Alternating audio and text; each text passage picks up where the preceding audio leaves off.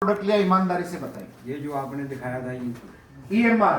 हाँ जी। अच्छा, ये EMR आपने लिया, आपको क्या फायदा हुआ?